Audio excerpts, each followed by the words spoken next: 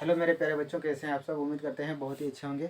तो आज हम लोग पढ़ने जा रहे हैं क्लास 9th का विज्ञान, और विज्ञान में आज का चैप्टर मेरा रहेगा गति चैप्टर। ठीक है, तो गति चैप्टर में आज हम आपको दो चीज़ समझाएंगे। सबसे पहले विराम के बारे में, उसके बाद गति के बारे में। ठीक है, विराम की अवस्था और गति की अवस्था, आपको दो चीज़ पहले समझना है। ठीक है, ये इस चैप्टर का बेसिक चीज़ है। ठीक है, तो आइए हम लोग जानते हैं विराम की अवस्था क्या होता है और गति की अवस्था क्या होता है। ठीक है, तो आपको नाम से ही सबसे पहले यहाँ पे देखिए हम लिखे हैं विराम अवस्था और उसका डिफिनेशन है। ठीक है, तो आइए हम आपको समझाते हैं विराम अवस्था क्या होता है। ठीक है, तो नाम से ही आपको क्लियर होता होगा विराम, यानी कि ये सुनने में लग रहा है आराम जैसा। ठीक है, तो यदि कोई चीज़ आराम कर रहा है, मतलब एक जगह पे पड़ा हुआ है। आराम कैसे होता है? जो भी चीज़ एक जगह पे पड़ा हुआ रहेगा या आप कहीं बैठे होंगे तो वहाँ पे आप आराम कर रहे हैं। ठीक है, तो यदि कोई चीज़ एक जगह पे पड़ा हुआ है तो वो किस स्थिति में है? तो वो विराम की स्थिति में है। ठीक है, मतलब अब इसको साइंस की भाषा में कैसे समझाना है या इसका डिफिनेशन कैसे लिखना है।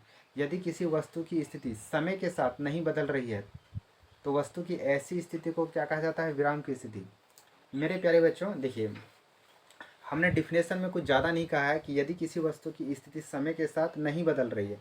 देखिए, समय बढ़ रहा है और वस्तु जहाँ पे पड़ा हुआ है एक ही जगह पे पड़ा हुआ है। ठीक है, उसका स्थिति नहीं बदल रहा है। स्थिति मतलब वो पोजीशन चेंज नहीं कर रहा है, मतलब वो स्थान नहीं बदल रहा है, जगह नहीं बदल रहा है। तो वस्तु की ऐसी स्थिति को क्या कहा जाता है? विराम की स्थिति। मतलब जैसे सूर्य भगवान अपना समय बढ़ा रहा है, ठीक है, लेकिन वस्तु जहाँ पे पड़ा है वहीं पे खड़ा है। ठीक है, वो कहीं से हिल नहीं रहा है, तो वस्तु की ऐसी स्थिति को क्या बोलेंगे? विराम की स्थिति कहा जाता है। ठीक है, जैसे कि विराम की स्थिति में कौन कौन चीज़ है, आप अगर आप चारों ओर देखेंगे दैनिक जीवन में तो सबसे पहले आपको पेड़ पौधा नज़र आएगा। ठीक है, फिर आपका घर नज़र आ जाएगा, है ना। तो ये सब किस स्थिति में होता है? विराम की स्थिति में। ये लोग कभी भी अपना स्थान अपने से चेंज नहीं करता है। ठीक है, तो ऐसी स्थिति को विराम की स्थिति बोलेंगे हम लोग। पहाड़ हो गया, पर्वत हो गया, ठीक है ना, पेड़ पौधा हो गया, घर हो गया, खंभा हो गया, तो ऐसी ये सभी वस्तुएं कैसी स्थिति में होता है? तो विराम की स्थिति में होता है। ठीक है, और अब हम लोग जानते हैं गति की स्थिति। ठीक है, गति की अवस्था। यदि किसी वस्तु का स्थिति या यदि किसी वस्तु की स्थिति समय के साथ चेंज हो रहा है, मतलब बदल रहा है, ठीक है, तो वस्तु की ऐसी स्थिति को गति की स्थिति कहा जाता है। जैसे कि उड़ता हुआ जहाज हो गया, ठीक है, चलती हुई गाड़ी या चलती हुई ट्रेन। ठीक है, ये सब क्या होता है? समय के साथ अपना स्थान बदलते रहता है। ठीक है, एक जगह से दूसरे जगह जा रहा है। ठीक है, तो यदि कोई वस्तु एक जगह से दूसरे जगह चल रही है, मतलब एक जगह से दूसरे जगह स्थान बदल रही है, तो ऐसी स्थिति को क्या बोलेंगे हम लोग?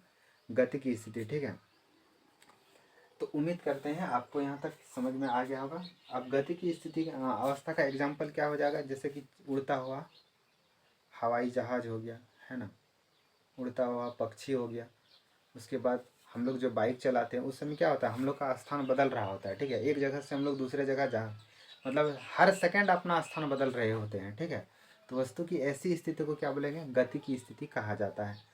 तो उम्मीद करते हैं यहाँ तक आपको समझ में आ गया होगा। जो स्थान बदलेगा वो गति की अवस्था कहलाएगा, और जो स्थान नहीं बदलेगा उसको क्या बोलेंगे? विराम की अवस्था बोलेंगे। ठीक है, उम्मीद करते हैं यहाँ तक आपको समझ में आ गया होगा। ठीक है, अब हम नेक्स्ट क्लास में आगे जानेंगे चाल, दूरी, उसके बाद समय। ठीक है, डीप में पढ़ना है। ठीक है, तो चैनल पर अगर आप नए हैं तो सब्सक्राइब कर लीजिएगा। ठीक है, तब तक के लिए धन्यवाद।